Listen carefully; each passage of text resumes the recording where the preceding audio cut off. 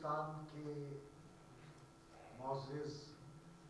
سیاستدان، دانشور اور صحافی یہاں پہ موجود ہیں۔ بلوچستان نے بہت قربانیاں دی، اس میں کوئی شک نہیں، اور پریس کی آزادی کے لیے بلوچستان ایک مشکل خطہ ہے، وار زون اس کو ڈکلیئر کیا ہوا ہے، اور یہاں پہ جو دوست صحافت کر رہے ہیں، جو خبر پہنچانا چاہتے ہیں، پوری دنیا کو اپنی آواز دینا چاہتے ہیں، ان کے لیے مشکلات ہیں۔ میں بلوچستان کے تمام صحافیوں کو سلوٹ کرتا ہوں کہ ان مشکل حالات میں وہ آزادی کا اور پریس فریڈم کا پرچم جو ہے وہ بلند کیے ہوئے۔ دوستو، آج کا ٹاپک جو ہے وہ پریس فریڈم کے حوالے سے ہے۔ پاکستان میں میڈیا اس وقت اپنی تاریخ کے بدترین بحران سے گزر رہا ہے۔ مختصراً میں بتانا چاہتا ہوں آپ کو، یہاں کے دانشوروں کو، یہاں کے سیاسی رہنماؤں کو، کہ اب تک ہمارے 8,000 سے زیادہ صحافی جو ہے وہ بے روزگار ہو چکے ہیں، اور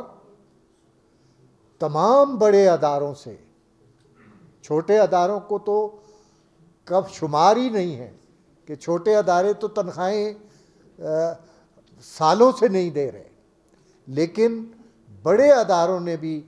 تنخواہوں میں جو ہے وہ ڈیلے کرنا شروع کر دیا ہے، تنخواہوں میں کٹس لگانے شروع کر دیے۔ پرنٹ میڈیا اور الیکٹرانک میڈیا اس وقت اپنی سروائیول کی جنگ لڑ رہا ہے۔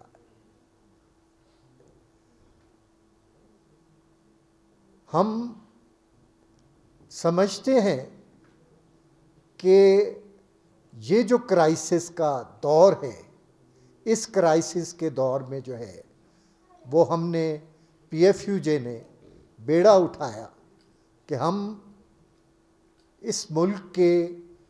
تمام لوگوں تک جائیں، تمام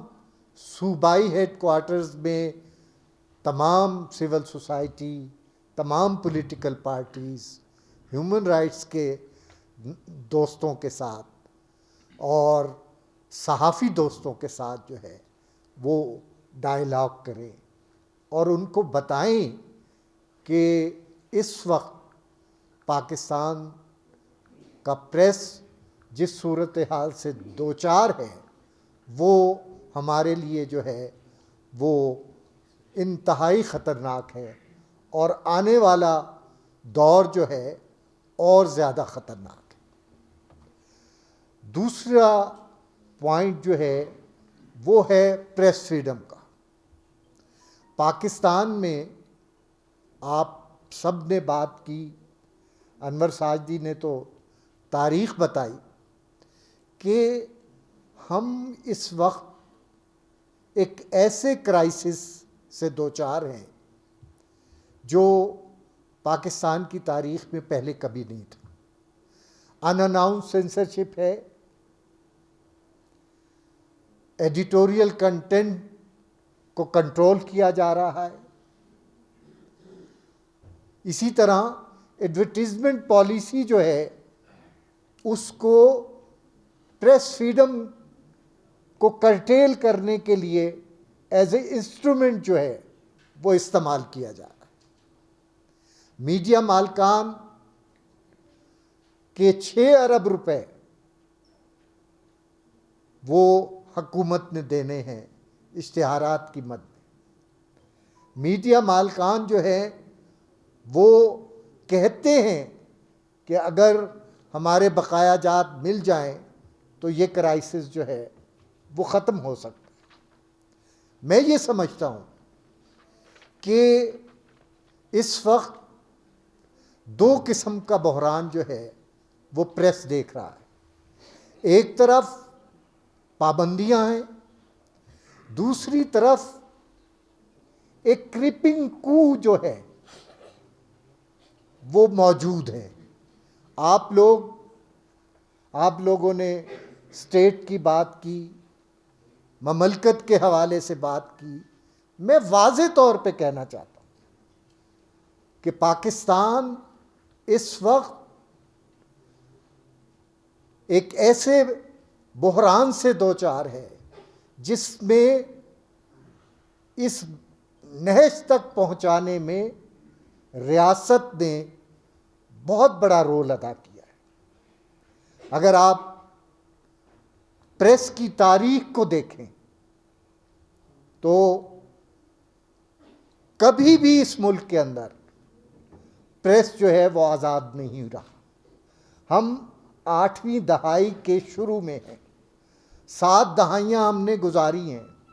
ان 7 دہائیوں میں آپ نے دیکھا کہ پہلا سینسرشپ لیاقت علی خان نے لگایا،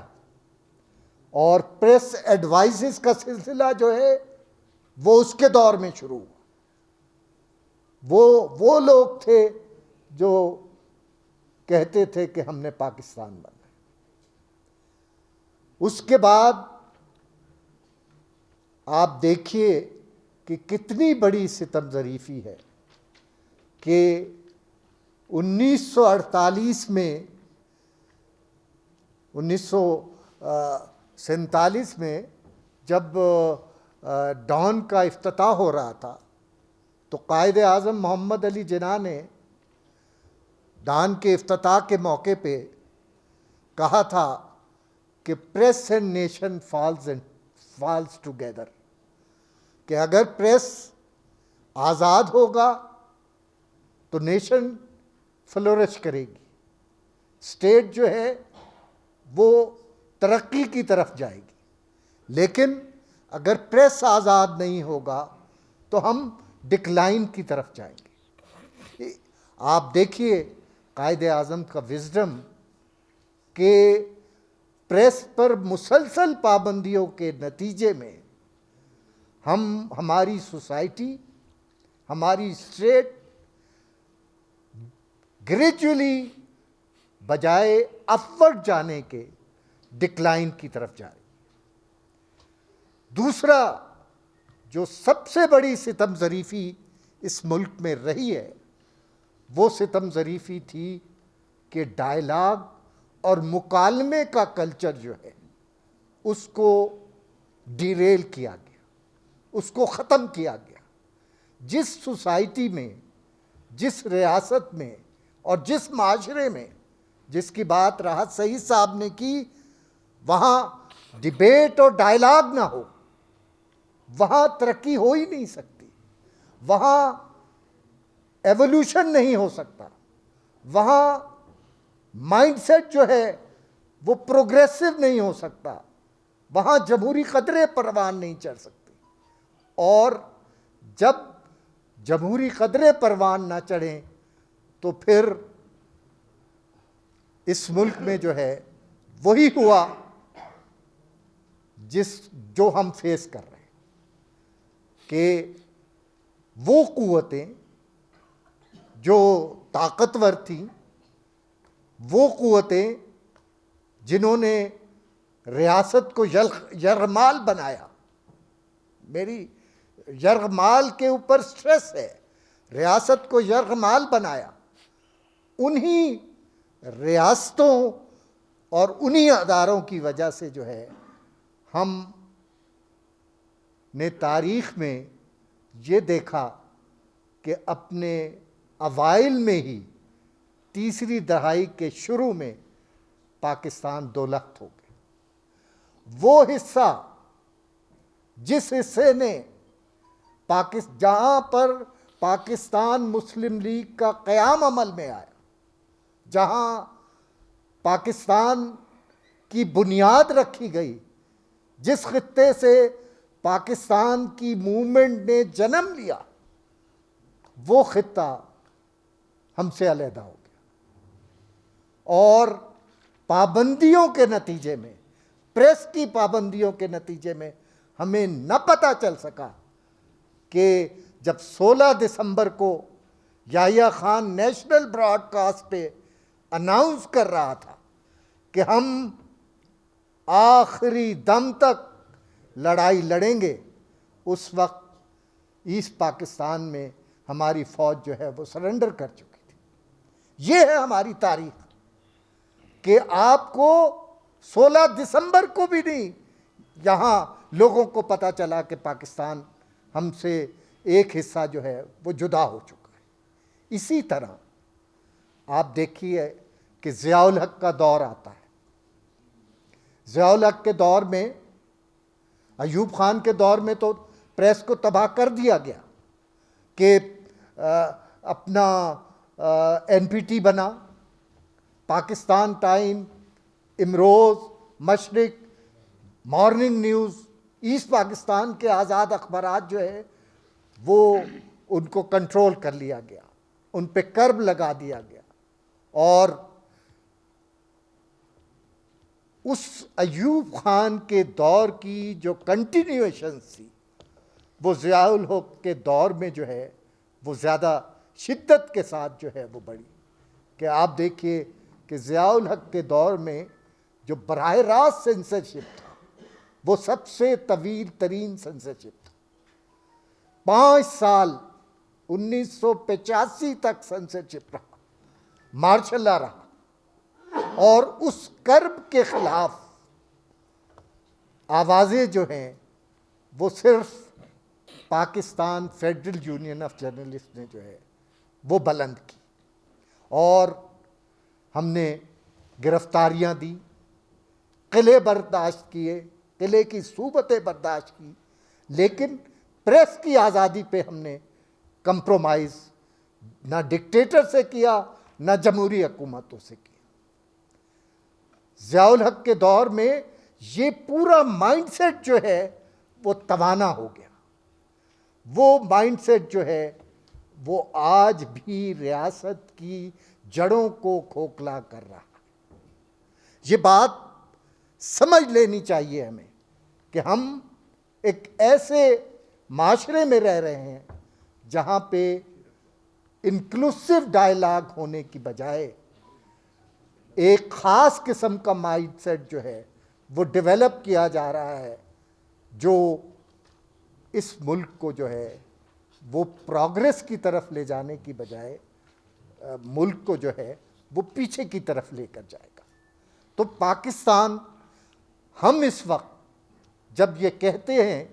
کہ یہ کرائسس جو ہے وہ تاریخ کا بدترین کرائسس ہے،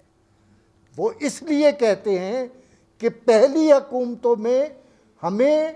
دشمن کا پتہ تھا کہ ہم کو کنٹرول کون کر رہا ہے،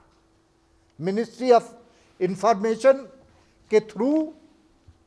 ہمیں کنٹرول کیا جاتا تھا، لیکن اب ہمیں جو ہے وہ ہمیں نہیں معلوم کہ کس طرف سے کون سی قوتیں ہیں جو پریس پر حملہ آور ہو رہی ہیں۔ تو یہ، اور اس کے ساتھ تیسرا نقطہ جو ہے وہ یہ ہے کہ جو لاز بنائے گئے ہیں، پیکا کا لا ہے، پیمرا لا ہے، اسی طرح اب سوشل میڈیا ریگولیشنز بنائے گئے ہیں، تو یہ تینوں چیزیں جو ہیں وہ پریس کی آزادی کا جو سپیس ہے اس کو اور زیادہ